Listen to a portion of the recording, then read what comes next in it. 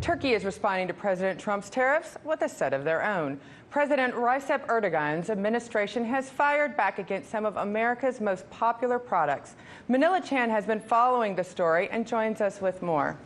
Manila, tell us, what sort of tariffs are U.S. consumers expecting from Turkey's plans? Well, this is on a whole slew of American products, Scotty, so it's good to be back and see you here. Let me start there. So it's a slew of products, like I said, being hit really hard, and by hard I'm talking triple-digit tariffs on U.S. goods between 120% all the way up to 140%. Now, that's kind of unheard of.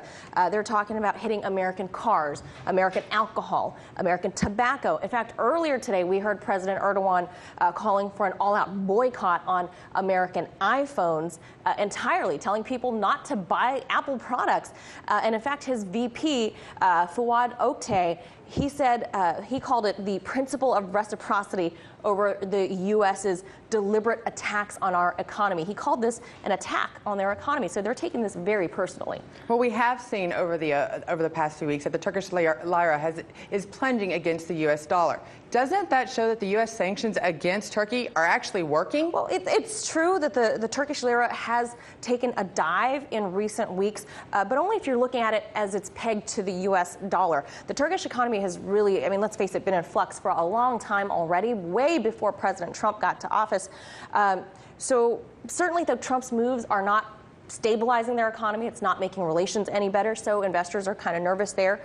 But to say that Washington's moves are working, or that these tariffs are any sort of success against Turkey, who's their own NATO ally, might I add, is probably really too soon to call. Washington's operating as if the U.S. is Ankara's only big major ally, which is simply not the case.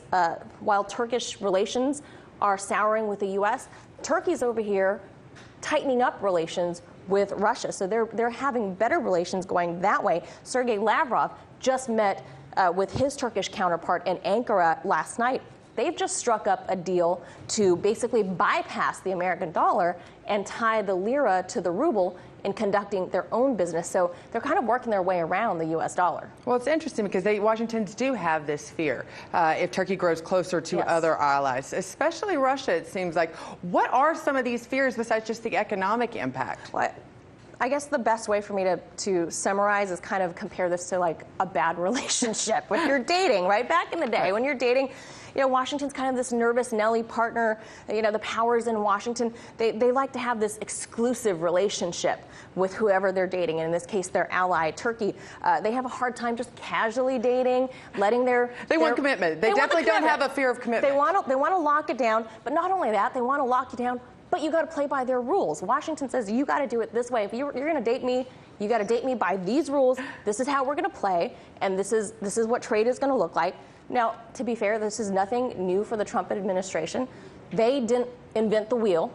This is already how Washington has always played. You know, you've been in the industry a while. You know that this is how Washington works, but they always kind of kept it under wraps before.